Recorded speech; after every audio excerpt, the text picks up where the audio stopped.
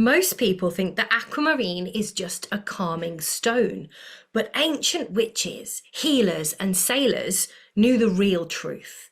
This crystal was said to be gifted from mermaids, a talisman for speaking with spirits, and a key to unlocking deep intuition. If you've only been using aquamarine for peaceful vibes, then you have been missing out on its real magic. So let me show you how you can work with aquamarine like a witch.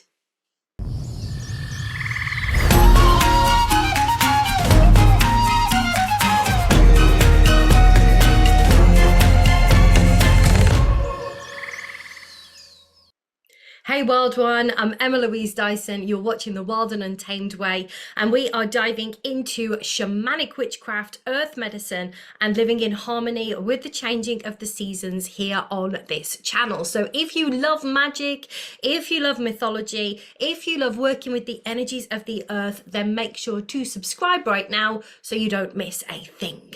So today we are unlocking the real magic of aquamarine, how witches, healers and seers have worked with this stone for centuries, and how you can tap into the real power of this crystal for divination, water magic, and of course deep spiritual protection. So let's get into it. So what makes aquamarine such a powerful stone for witches? Well, the crystal has been revered for centuries by sailors, by healers, and by mystics. And the name aquamarine actually comes from the Latin aqua marinus, which means water of the sea. And ancient cultures actually believed that aquamarine held the spirit of the ocean itself. Sailors in ancient Rome would carry aquamarine as a talisman for protection, and they believed that it was gifted from mermaids that would keep them safe on treacherous waters. It was said that if a shipwrecked sailor held onto aquamarine, then the sea would guide them back to the shore. And even today, many witches use this stone for travel, protection, and safe passage, both physically and spiritually. Medieval healers would use aquamarine for divination and for scrying, and they believed that it could reveal hidden truths and unlock the wisdom of the deep. Some legends even say that aquamarine underneath the tongue could help you to speak the language of spirits, a connection to the unseen realm and the whispers beneath the waves. Aquamarine has also been long tied to lunar energy and to tides. Not surprising, right? Absorbing the moon's power and also strengthening our intuition. So this makes aquamarine an incredible ally for any kind of dream work, psychic development, and also emotional healing as well. And unlike fiery stones that push energy outwards, aquamarine works like water, flowing into the spaces that need healing, dissolving any kind of blockages, and revealing the truth within. So this isn't just a calming stone, right? It is a gatekeeper to deep mysteries, to the spirit worlds, and to the untamed energy of the water itself. So now that we understand that, and we've looked a little bit at some of the history and the folklore and the energy, let's talk about how you can actually work with aquamarine in your magical practice. So this is a crystal that isn't something that you just keep on your altar to look pretty.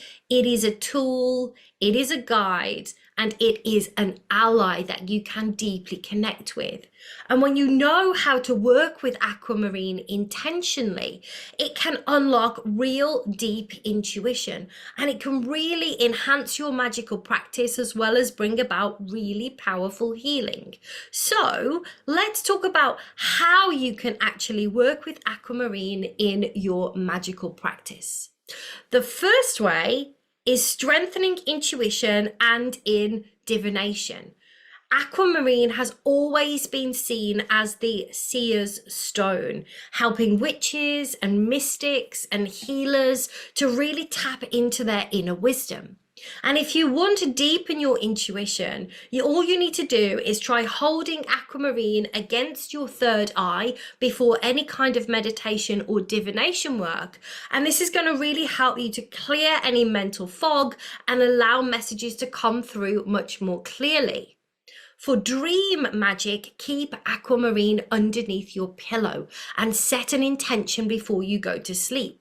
So this stone works like water. It is fluid, it is flowing, it is carrying messages between the worlds. So really pay attention in your sleep to any symbols or any emotions or anything that comes up in your dreams. And I would always recommend keeping a journal nearby to write down what comes through in the morning. We've all had those dreams, right, where you wake up and it's so vivid, and then within the space of 5 minutes you've forgotten what it's all about. So make sure you write things down. If you work with scrying, then aquamarine is incredible for water divination as well. This is great to do whether you have been practicing for a long time or you are brand new to scrying. Try it out. All you need to do is fill a bowl with water, drop an aquamarine stone inside, and then just soften your gaze and look at the water. Watch how the light moves through the water, the ripples, and see if any images come from that. Let yourself really slip into that meditative state and just allow any messages to rise from the depths of the water, just like the ocean revealing its secrets. And if you've ever just stared at a candle or even at an open fire and found yourself kind of going into a trance, use that kind of method when you're doing your water scrying as well. The next way that you can work with aquamarine is through water magic and elemental work. So this stone is really deeply connected to the ocean, and because of that, it's incredible for working with water spirits, mermaids, undines. And one of the most powerful ways that you can use this is in ritual baths. So I like to place aquamarine in the water and just let its energy infuse into my bath time ritual. This is especially powerful underneath the power of a full moon when the element of water is at its strongest. And you can use this as a time to release any kind of emotional heaviness, to cleanse away any stagnant energy, and to really open yourself up to any new insights. And if you can, take your aquamarine to a natural body of water. It will be in its element then, and hold it in your hands and sit by the shore or by a lake or by the river and just listen. You know, water is always speaking to us, and aquamarine is going to really help you to hear those messages come through from the water and the water spirits. And the third way that you can work with aquamarine is for protection and for emotional healing. Aquamarine has always been seen as a stone of safe passage, right? Not just for sailors that were crossing dangerous seas, but also for anybody that is navigating any kind of emotional or spiritual transitions. And let's be honest, there's a lot of big energies happening at the moment when I am recording this. And so you may be going through some things right now, right? I'm not the same person I was last week, let alone the same person I was last year. So working with aquamarine can be really powerful and soothing during these times. So if you're going through a big shift in your life, whether it's a period of deep healing, whether it's a period of spiritual awakening, whether you're just stepping into this new version of yourself, carry aquamarine with you as a protective talisman. Let it be your anchor. Let it be something that keeps you steady as you move through these uncertain waters. And it's also incredible as well for clearing away any fears around speaking your truth. This is something that I have struggled with throughout my life, and being a recovering people pleaser and wanting everybody to like me, speaking my truth is not always easy. So if you feel like your voice has been silenced, or if you are struggling to really express yourself fully, then place some aquamarine over your throat chakra during a meditation. Just breathe deeply and just allow its energy to clear away any blockages that have been holding you back from speaking your truth. You know, you are allowed to take up room. You are allowed to speak your truth. So work with this beautiful gemstone. Maybe even get a necklace or a pendant that you can just hang there over your throat chakra, so that you are always clearing away any blockages or any kind of tension that is held there. And if you're carrying emotional overwhelm, right, hold aquamarine over your heart and let it bring that cool, flowing energy into the places that feel quite heavy. Remember, our emotions, like water, are meant to be moving. They're meant to move through us, to flow through us. They aren't meant to be trapped, right? So work with this to allow your emotions to flow. So now we've talked about how to use aquamarine in magic. Let's go a little bit deeper now, because working with this crystal isn't just about using it. I kind of don't like that at all. It is about building a relationship, right? We don't use crystals, we don't use magical tools, we work with them. So let's talk about how you can really connect with your specific stone and make it a true ally in your magical practice. So working with a crystal isn't just about using it in spells and rituals. Like any magical tool, the more that you connect with it, the more powerful it becomes in your practice. Aquamarine isn't just a stone, it's an ally, remember that. It has wisdom to share, it speaks its own language, and the key to learning is knowing how to listen. So the first step with your aquamarine is to cleanse and to connect with your stone. So before working with any crystal, especially one that is as energetically sensitive as aquamarine, you want to clear any residual energy that it may be carrying. So if you have picked this up from a shop, for example, just think about how many people may have touched that stone and how many energy transfers there may have been. And because aquamarine is so deeply tied to water, then cleansing it with moon charged water or with ocean water or even under a flowing stream is ideal.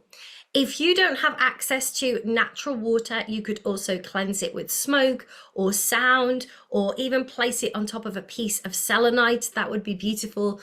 Selenite, named after the moon goddess Selen, with beautiful aquamarine. Ah, that just feels like a match made in heaven, right?